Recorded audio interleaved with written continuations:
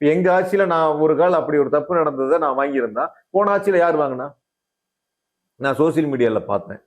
Cylinder போடுறோம் வீட்டுக்கு வந்தா 10 ரூபா சேர்த்து கேட்கறான்னு சொல்லி அந்த பணம் யாருக்கு? நிர்மலா சீதாராமனுக்கு போகுதா இல்ல மோடிக்கு போகுதான்னு கேட்கிறேன்.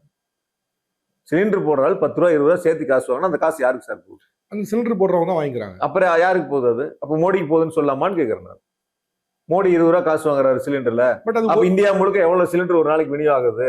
அந்த சிலிண்டர் கணக்கு போட்டு நீங்க சொன்ன நபர் மாதிரி ஒரு நாளைக்கு 30 கோடி சிலிண்டர் விநியோகம் ஆகுது. சிலிண்டருக்கு 20 ரூபா போடுங்க. இல்ல அதெல்லாமே இப்போ நீங்க சொல்றதுல ஏஜென்சி தானே சார், பிரைவேட் ஏஜென்சி. பட் இது கவர்மெண்ட் கடை இல்ல, கவர்மெண்டோட என்டைட்டி.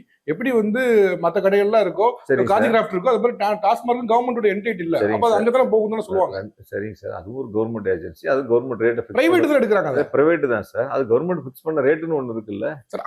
அது போறது தப்பு தான், ஆனா அது பிரைவேட்ல போயிடும்ல. இது கவர்மெண்ட் இல்ல. அது என்ன சார் நீங்க ஒண்ணு சொல்லுங்க சார். இப்ப நீங்க இத்தனை வருஷம் அரசியல் இருந்தீங்க சார். நீங்க பிரைவேட்ல ஒரு சிலிண்டர் போடுற 50 ரூபா சேர்த்து வாங்கினாலும் அது நியாயப்படுத்துவீங்க. இல்ல சார், அது தவறு தான். நான் சொல்ல வரது அந்த தவறுக்கு அது யார் லைசென்ஸ் கொடுக்குறா, நடவடிக்கை எடுக்கிறது? அது சென்ட்ரல் கவர்மெண்ட் எடுக்கணும். அப்ப அந்த காசு யாருக்கு போகுது?